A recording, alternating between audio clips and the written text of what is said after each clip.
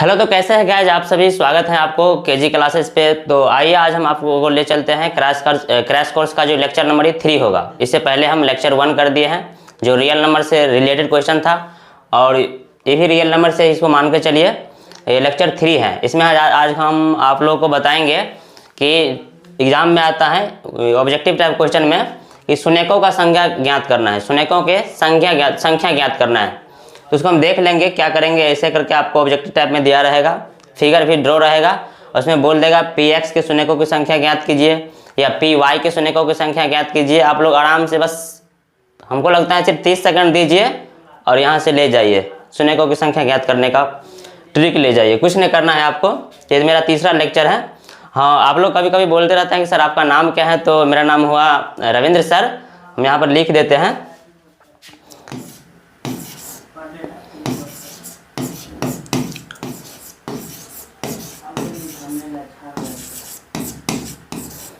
तो ये मेरा नाम हुआ रविंद्र सर।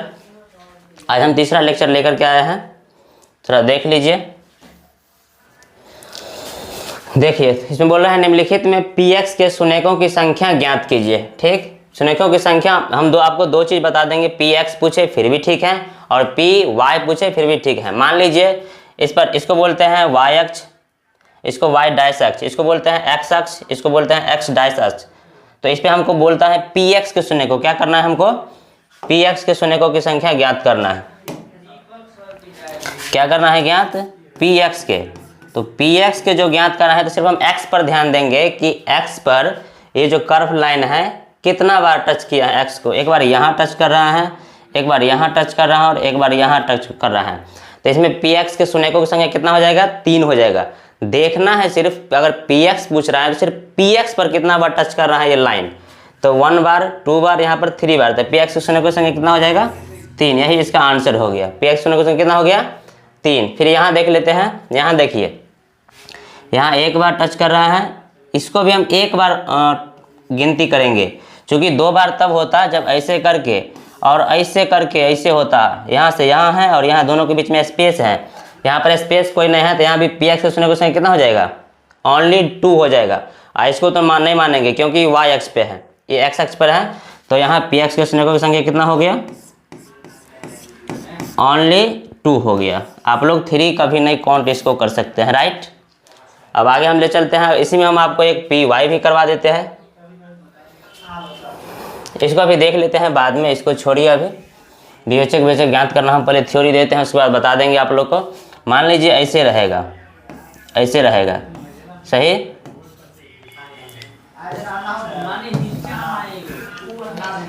अगर आपको हम छोटा सा ले लेते हैं, सिंपल। देखिए यहाँ पर होता है y, यहाँ पर होता है y डैश, यहाँ पर होता है x, यहाँ पर होता है x डैश।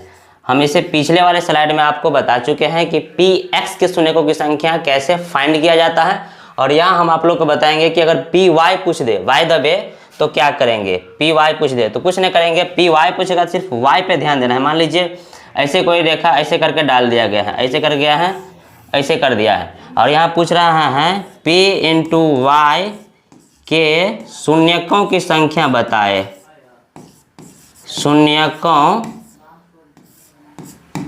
की संख्या बताए,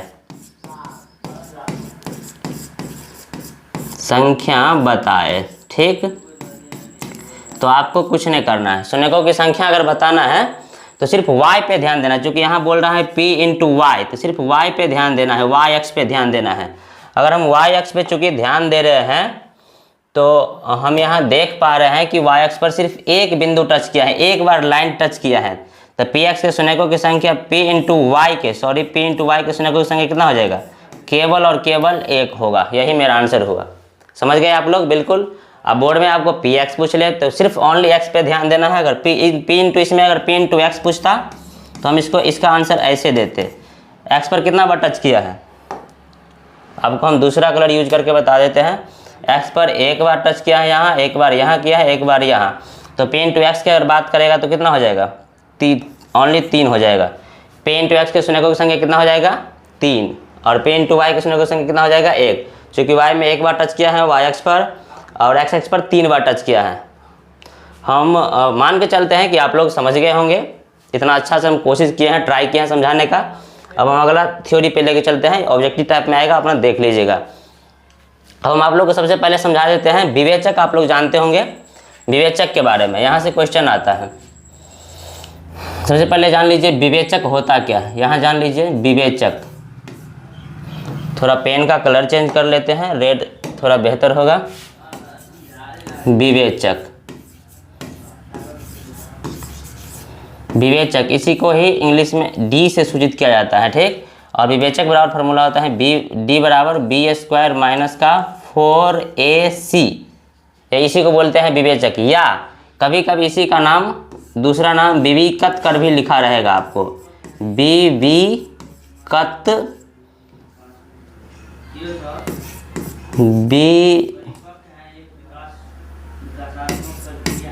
विविकत कर, इसका ही दूसरा नाम होता है। तो दोनों में से जो नाम आएगा आप देख लीजिएगा, दोनों को यही बोलते हैं। हम दोनों को क्या बोलते हैं, विवेचक आपको यहाँ पूछ ले या विविकत कर पूछ ले तो यही फार्मूला लगाना है, डी बराबर b² माइनस 4ac। बस अब इस पर एक क्वेश्चन करवा देते हैं, आप लोग समझ जाइएगा क्या होता है क्वेश्चन। मान लीजिए एक क्वेश्चन आपको सिंपल दे देगा, ऐसे करके दे देगा 2x² माइनस के 4x, या प्लस का पहले चलिए, और प्लस का 3 का विवेचक ज्ञात करे। का क्या ज्ञात करे, का विवेचक ज्ञात करे, विवेचक ज्ञात करे, विवेचक ज्ञात करे। तो कैसे आप लोग ज्ञात कीजिएगा, कुछ नहीं करना है आप लोग को, हम ये भी समझा देंगे। यहाँ पर, यहाँ देखिए, यहाँ a का मान, यहाँ a बोलते हैं x² के गुणांक को, ये भी हम आगे समझाने वाले हैं। x² के गुणांक को a बोलते हैं, तो a का मान कितना हो गया 2, फिर b का मान कितना हो जाएगा, x के गुणांक को b बोलते हैं तो b का मान 4, और c बोलते हैं अचर पद को, इसको बोलते हैं c, इसको क्या बोलते हैं c, तो c का मान कितना हो गया 3। अब हमको निकालना है विवेचक, तो विवेचक का फार्मूला हम आपको जस्ट बताए हैं। विवेचक निकालना है तो इसका फार्मूला हम ऐसे करके लिख लेना है, और फिर क्या करना है, बना देना है। विवेचक यानी d निकालना है, तो d बराबर क्या होता है, b² माइनस 4ac बराबर, b का मान कितना है देख लीजिए आप लोग, बताइए बोलिए, 4 है, तो b का मान 4 लेंगे, स्क्वायर लगाएंगे, माइनस 4 फार्मूला में है, 4 फार्मूला में है, याद रखना है 4 फार्मूला में है, ऑलवेज यहाँ पे रहेगा।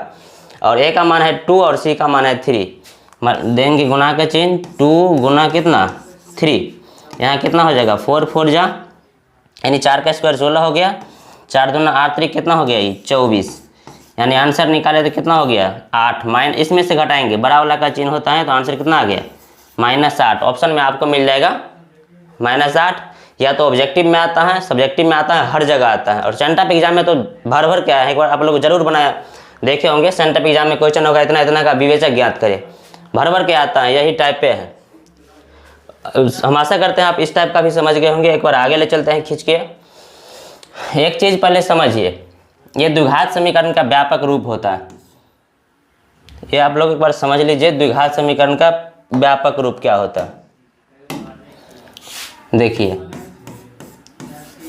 ax² plus bx plus c बराबर, ये अगर द्विघात बहुपद रहेगा, इतना बस याद रखना है, अगर द्विघात बहुपद रहेगा तो बराबर में 0 नहीं होगा, और द्विघात समीकरण रहेगा तो बराबर में क्या रहेगा 0। मान लेते हैं हम अभी द्विघात बहुपद का ये व्यापक रूप है, तो इसमें a का कोफिशिएंट कितना है, 1 मतलब x² का गुणांक, x² के गुणांक, x² के गुणांक को a बोला जाता है, तो x² गुणांक कितना है a। फिर x के गुणांक को b बोला जाता है, x के गुणांक, x के गुणांक कितना है b, और इसको अचर पद बोलते हैं, अचर पद, अचर पद बराबर क्या है c। बस यही तो आप लोग को याद रखना है। इसको बोलते हैं x² के कोफिशिएंट a है और x के कोफिशिएंट b है, और यानी कांस्टेंट टर्म कितना है c। यही इसी को यहाँ से a b और c का मान जब हम पीछे लिखे हैं वही लिखा जाता है, ठीक। तो यहाँ से हम थ्योरी भी समझा दिया आपको कि आखिर आता है कहाँ से, बस इतना बात रखना है। अगर बहुपद हो तो बराबर में 0 नहीं होगा। अब आपको ये भी पूछ सकता है यहाँ से ऑब्जेक्टिव में कि इनमें से कौन द्विघात बहुपद का व्यापक रूप है। तो आपको कुछ नहीं करना है। अगर आपको पूछ ले कि द्विघात बहुपद का व्यापक रूप कौन है, तो आंसर यही लगाना है। क्या लगाना है? यही लगाना है, द्विघात बहुपद का व्यापक रूप है। ठीक। और द्विघात समीकरण का अगर व्यापक रूप पूछ ले तो आपको कुछ नहीं करना है, यहाँ लिख देते हैं हम बस ax² plus bx plus c बराबर में 0। ये क्या है? द्विघात समीकरण के व्यापक रूप है। ये क्या है? द्विघात समीकरण के व्यापक रूप।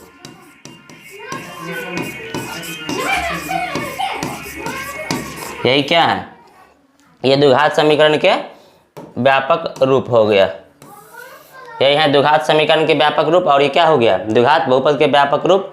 और यहाँ पर कभी भी a बराबर नॉट इक्वल टू होगा 0, इसका कंडीशन है।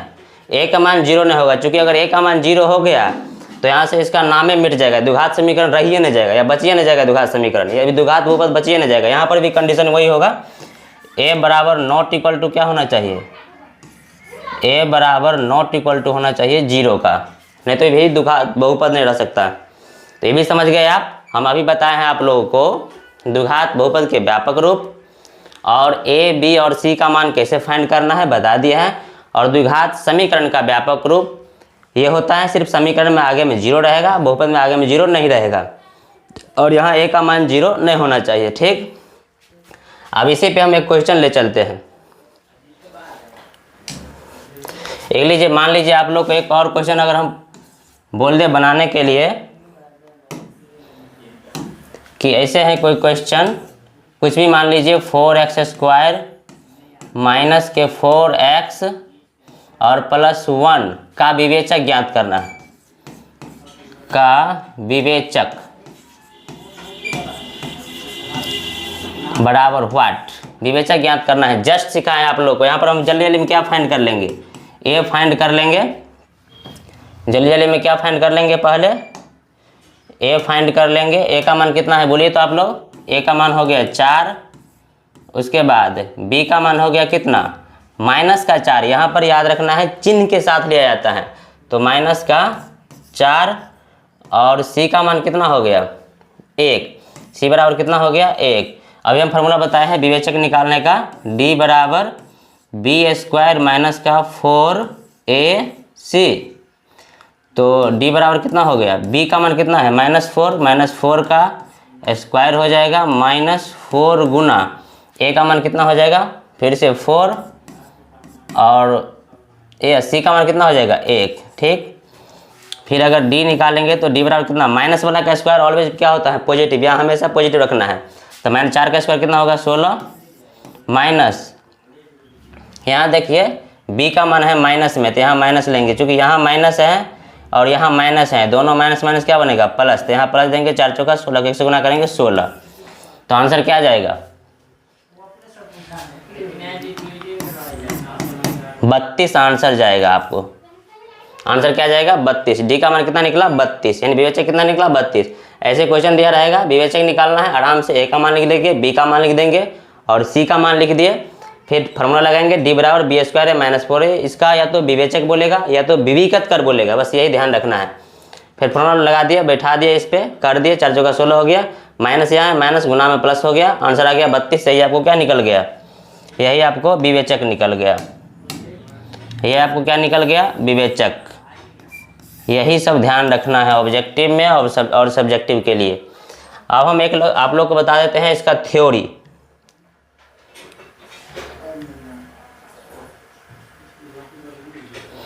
इसका क्या बताते हैं आप? एक थ्योरी बताते हैं। डी का मान किसकी चीज़ पर डिपेंड करता है? डी यानी विवेचक, जस्ट बताया है। डी मतलब क्या होता है?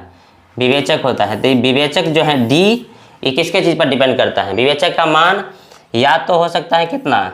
0 हो सकता है, और प्लस में भी हो सकता है, और किस में हो सकता है? माइनस में भी हो सकता है।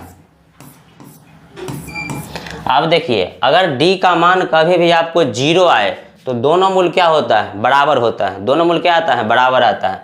अगर d बराबर 0 हो तो दोनों मूल क्या आता है? बराबर आता है।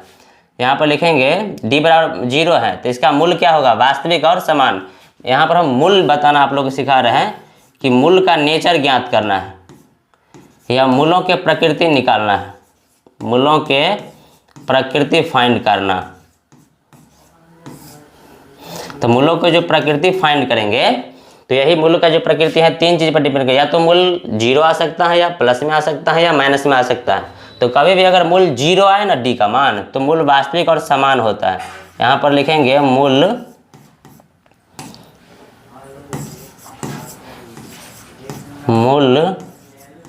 वास्तविक और समान होगा, वास्तविक और समान होगा। बस इतना याद रखना है आपको। या इसको हम और लिख सकते हैं, मूल वास्तविक और क्या होगा, समान होगा, या इसको हम बोल सकते हैं या दोनों मूल बराबर होगा, या दोनों, या क्या होगा, दोनों मूल बराबर होगा, या दोनों मूल बराबर होगा, या दोनों मूल बराबर होगा, या दोनों मूल बराबर होगा। बस ऑप्शन में ये मिल जाएगा, यही लिखना। अगर d का मान 0 आए तो लिखना है मूल वास्तविक और समान होगा, या दोनों मूल क्या आएगा, बराबर आएगा, या दोनों मूल क्या आएगा, बराबर आएगा। अगर d का मान प्लस में आए, अगर d का मान कुछ भी आए 0 छोड़ के लेकिन पॉजिटिव आए तो मूल वास्तविक और असमान होगा। तो मूल क्या होगा, मूल वास्तविक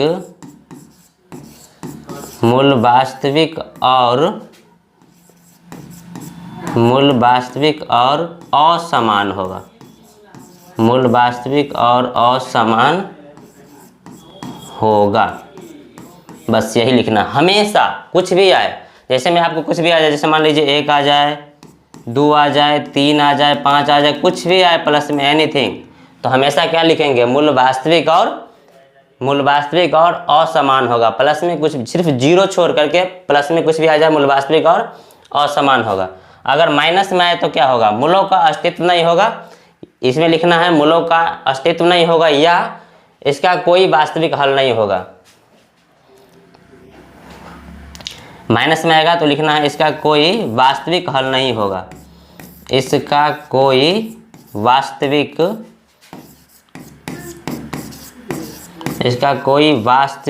हल नहीं होगा। समझ रहे हैं, इसका कोई वास्तविक हल नहीं होगा, या लिख सकते हैं मूलों का अस्तित्व नहीं होगा। आप समझ गए, डी निकालना। मूलों का प्रकृति कैसे फाइंड करेंगे, अगर d का मान 0 आए, अगर d का मान क्या आए, 0 आए तो लिखेंगे मूल वास्तविक और समान होगा, या लिख सकते हैं दोनों मूल बराबर आएगा। ठीक, इतना समझ गए आप लोग। अगर d का मान प्लस में कुछ भी आए, सिर्फ 0 को छोड़कर, तो लिखना है मूल वास्तविक और असमान होगा। मूल क्या होगा, मूल वास्तविक और असमान होगा। अगर d का मान माइनस में कुछ भी आ रहा है तो लिखना है मूलों का अस्तित्व नहीं होगा, यानी मूल एग्जिस्ट नहीं करेगा, या लिख देना है सिंपल में इसका कोई वास्तविक हल नहीं होगा। आपको यही सेम टू सेम ऑब्जेक्टिव में देखने को मिलेगा, या सब्जेक्टिव में पूछेगा अगर 2 नंबर में क्वेश्चन में, तो आप यही लिखने हैं, मूलों d निकाल देना है। इसे हम आपको प्रैक्टिस भी करवा रहे हैं, जस्ट अभी d निकाल के बस प्रकृति में यही लिखना है। तो आगे हम आप लोग को इस पर क्वेश्चन देते हैं। आशा करते हैं आप थ्योरी समझ चुके होंगे। इस पे आप क्वेश्चन 1 देते हैं। देखिए, जैसे क्वेश्चन 1 देते हैं, क्वेश्चन 1 ले लीजिए मूलों का प्रकृति ज्ञात करने से। जैसे मान लीजिए कुछ भी ले लीजिए, जैसे ले लीजिए x² माइनस के 2x और प्लस के 8 के मूलों का प्रकृति ज्ञात करें। मूलों का प्रकृति ज्ञात करें, मूलों का प्रकृति ज्ञात करें, मूलों का प्रकृति ज्ञात करें। बस कुछ नहीं करना है, मूल का प्रकृति ज्ञात करना है तो ऐसे करके बना देना है। इसमें यहाँ देख लेना है, यहाँ a का मान कितना हो गया, लिखेंगे यहाँ यहाँ a बराबर एक्स स्क्वायर के कोफिशिएंट मतलब एक्स स्क्वायर के गुणांक अगर कुछ भी नहीं रहे तो एक लेना है। तो कुछ भी नहीं है तो एक ले लिए। फिर b का मान कितना आ गया -2, चूँकि बताए हैं चिन्ह के साथ ले जाता है। और c का मान आ गया कितना 8। अब लगा देंगे हम, इसीलिए d बराबर होता है फॉर्मूला b² - 4ac। d बराबर फॉर्मूला होता है b² - 4ac। बोलिए b का मान कितना है -2। b का मान कितना है -2, इसका होल ट्वाइस हो जाएगा -4 गुना a का मान कितना है 1 और c का मान कितना है 8, यानी 8 पुट कर दिए। माइनस वाला का स्क्वायर हमेशा पॉजिटिव जाता है, प्लस का 4, 8 चौक कितना हुआ 32। आइए यहीं पे अब काम अपना बन रहा है। तो देखिए प्लस का आ गया, इधर का माइनस का आ रहा है, तो हम क्या करेंगे 32 में से 4 गया तो क्या होगा 28, यानी माइनस का क्या जाएगा 28। इस पर भी आप लोग ध्यान दीजिए, जिसमें से हम घटाते हैं उसका चिन्ह होता है। जैसे मान लीजिए मेरे पास माइनस का 32 है और प्लस का 40 है, अगर हम इसका रिजल्ट ज्ञात करेंगे तो चूंकि इसमें से प्लस माइनस माइनस होता है, लेकिन कैसे, चूंकि हम 40 में से घटा रहे हैं तो 40 में से 32 गया तो प्लस का क्या आएगा 8 आएगा और प्लस का चिन्ह क्या रहता है छुपा रहता है। अब इसी का अगर हम मान लीजिए ऐसे कर लेंगे माइनस का 60 और प्लस का 40। अब देखिए आप किधर से घटा रहे हैं, प्लस माइनस माइनस होता है लेकिन हाउ कैसे, तो ऐसे इसमें से घटा रहे हैं ना 60 में से, 60 माइनस में है तो आंसर आने वाला है माइनस में। 60 में से 20 गया तो कितना होगा 40। या आप ऐसे भी समझ सकते हैं, मान लीजिए किसी के पास 32 रुपया कर्ज था, माइनस का मतलब क्या हुआ कर्ज, 32 रुपया कर्ज था, 40 रुपया कर्ज खत्म कर रहा है, प्लस का मतलब उसके पास है पैसा अभी, तो 40 रुपया वो कमा के लाया है अभी दे रहा है, तो उसको 32 रुपया कर्ज खत्म भी कर लेगा और 8 रुपया बच भी जाएगा।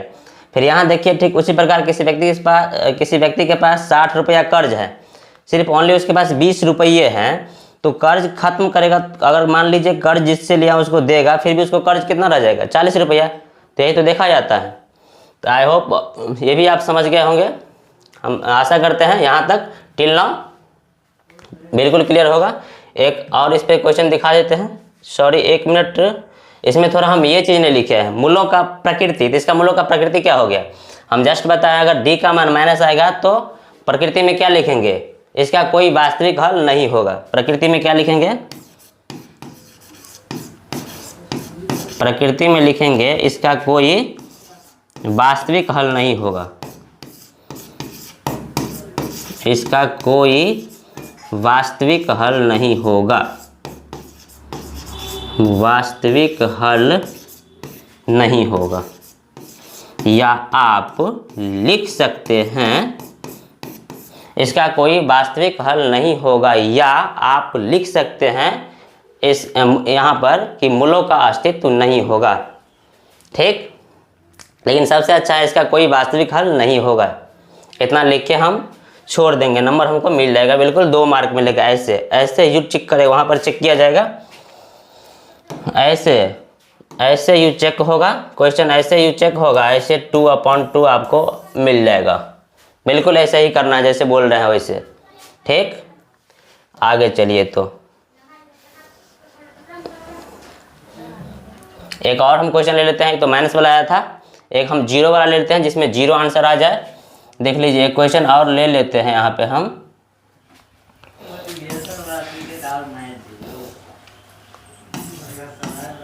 मान लीजिए है 4x² - 4x प्लस कितना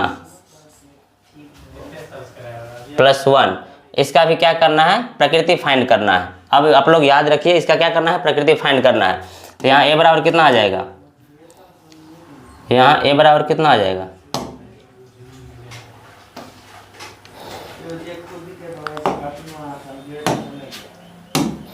यहाँ a बराबर आ जाएगा 4, फिर से b बराबर आ गया -4 और c बराबर कितना आ गया 1 आ गया। तो प्रकृति अगर फाइंड करना है तो वही d से फाइंड होता है, इसीलिए हम लिखेंगे d बराबर b² - 4ac।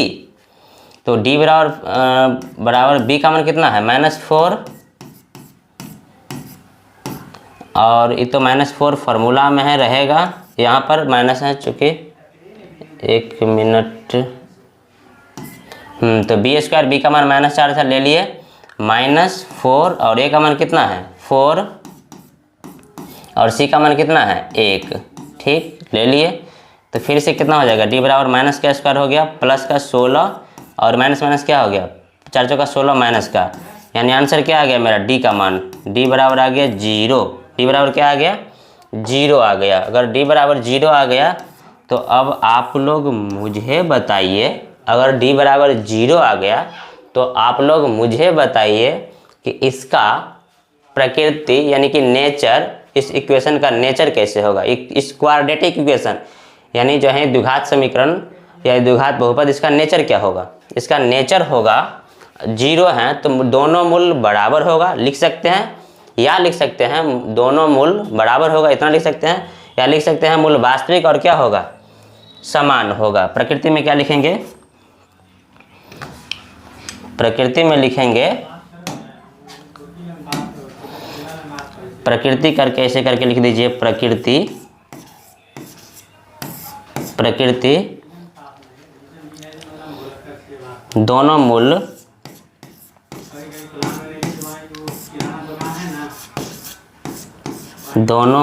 वास्तविक, दोनों मूल वास्तविक और ओ माय गॉड, दोनों मूल वास्तविक और असमान। 0 आया है तो समान होगा, दोनों मूल वास्तविक और क्या होगा समान होगा, दोनों मूल वास्तविक और समान होगा। प्रकृति क्या लिखेंगे, दोनों मूल वास्तविक और समान होगा। प्रकृति में क्या हो गया, दोनों मूल वास्तविक और समान हो गया। अभी तक बताइए तो टिल नाउ किसी को दिक्कत हुआ है, यहाँ तक किसी को दिक्कत हुआ है नेचर निकालने में। अब आप समझ गए होंगे डी का मान कभी भी 0 आए तो ऐसे ही प्रकृति दे देना है, दोनों मूल वास्तविक और क्या होगा समान होगा, या सिर्फ इतना भी लिख सकते हैं आप कि दोनों मूल बराबर होगा। अगर प्लस में आएगा तो लिखना है मूल वास्तविक और असमान होगा, 0 छोड़ के, और माइनस में आएगा तो मूलों का अस्तित्व नहीं होगा, इतना लिख के छोड़ देना है, या इसका कोई वास्तविक हल नहीं होगा। अब हम आप लोगों को कुछ अलग चीज़ पढ़ा देते हैं, जैसे कि इसी में द्विघात बहुपद आता है एक, ठीक, द्विघात बहुपद। अभी हम जस्ट पढ़ाए हैं थ्योरी द्विघात बहुपद का। एक आदि देखिए द्विघात बहुपद का सूत्र, यहाँ से पहले ये जान लीजिए, थोड़ा पेन का कलर चेंज कर लेते हैं। द्विघात बहुपद, पहले यहाँ देखिए द्विघात बहुपद,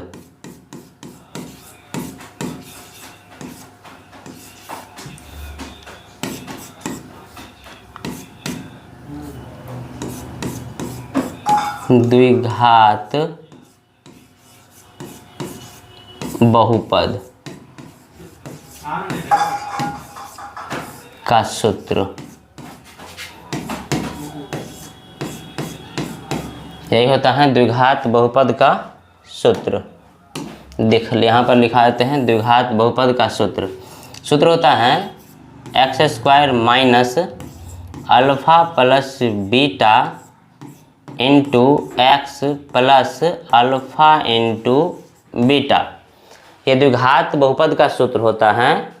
अभी इस फॉर्म पे हम क्वेश्चन भी करवाते हैं। द्विघात बहुपद का सूत्र होता है x² minus alpha plus beta into x plus alpha into beta, x² minus alpha plus beta into x plus alpha into beta.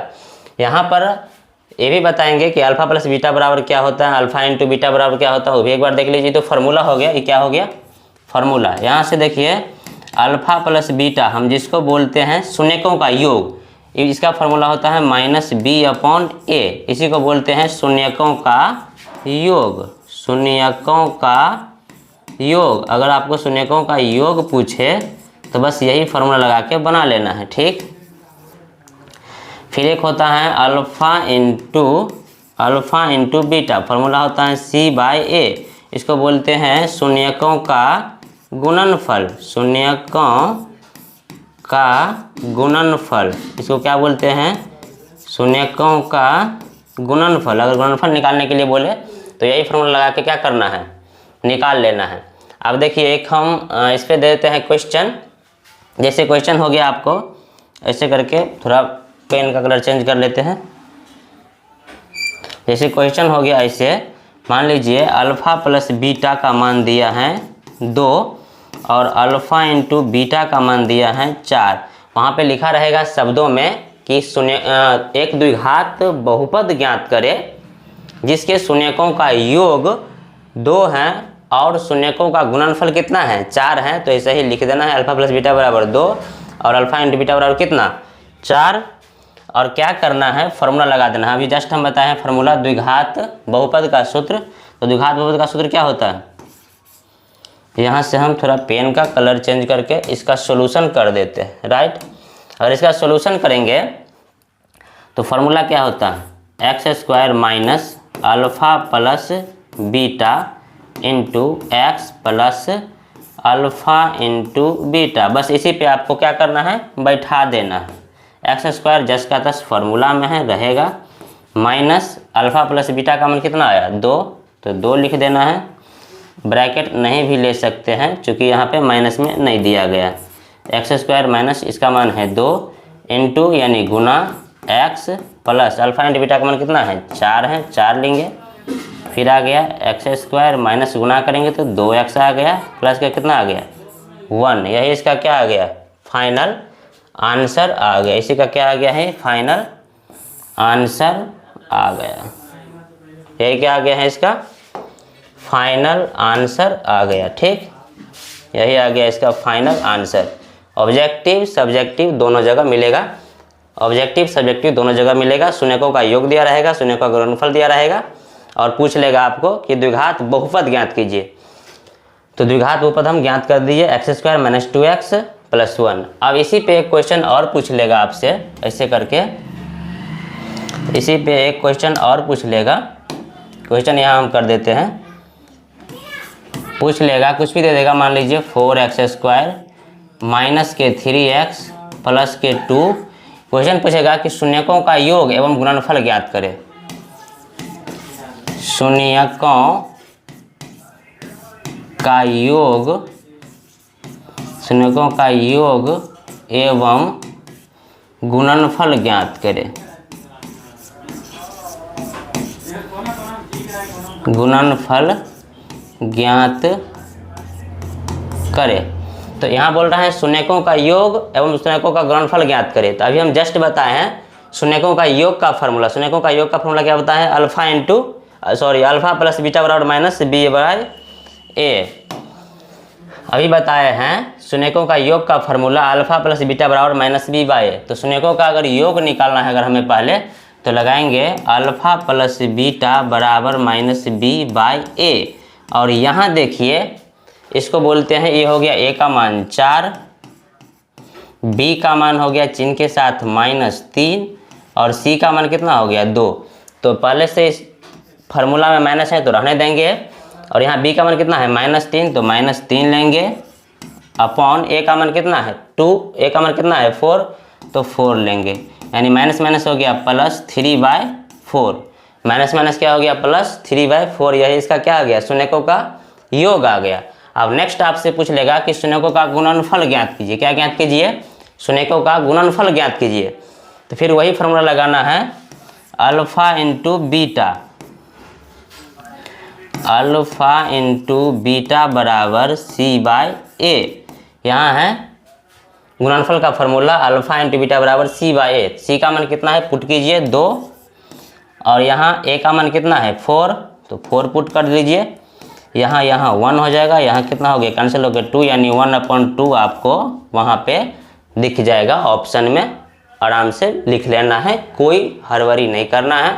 यहाँ थोड़ा दिमाग लगा के काम करना है, नहीं तो माइनस के चलते गड़बड़ा जाएगा और जो ऑप्शन गलत होगा ऑप्शन नंबर ए में रहेगा। आप जल्दबाजी में जल्दी जल्दी मार लीजिएगा और अपना फिर आके घर पे बौखलाइएगा। तो बौखलाना उखलाना है, थोड़ा देखना है कि -b/a फार्मूला होता है तो माइनस रहने देंगे। और यहाँ बी का मान पहले से माइनस है तो बैठाएंगे, फिर माइनस माइनस क्या हो जाएगा प्लस हो जाएगा। अब बाय में कितना हो गया 4, तब सही जाएगा। तो इतना हम आप लोगों को बता दिए। आज हम कोशिश करते हैं यहीं तक रहने देते हैं, थोड़ा लेंदी वीडियो हो जाता है, दिक्कत होता है। और आगे इस कल से इससे जस्ट आगे अगला क्रैश जो लेक्चर 4 आएगा मेरा क्रैश कोर्स का, उसमें बताएंगे। तब तक आप लोग क्वेश्चन बैंक से भर के प्रैक्टिस कीजिए। इससे पहले सेंटअप एग्जाम में जहाँ भी क्वेश्चन आया हो या चाहे प्रीवियस ईयर में जितना भी क्वेश्चन आया है, क्वेश्चन बैंक जरूर पढ़िए और वहाँ से क्वेश्चन लगाइए। धर धर यू ऐसे करके उड़ेगा। तो आप ट्रस्ट मी, देखिए आप, हम गारंटी लेते हैं, मेरा ऑल लेक्चर देखिए, एक भी या तो सब्जेक्टिव हो या तो ऑब्जेक्टिव हो छूटने वाला यहाँ से नहीं है। Always trust me. ठीक है, तो आज यहीं तक रखते हैं। आज के लिए बाय बाय, टेक केयर। मिलते हैं आपको फिर कल लेक्चर नंबर 4 में। खाली बने रहिए। Thank you for watching.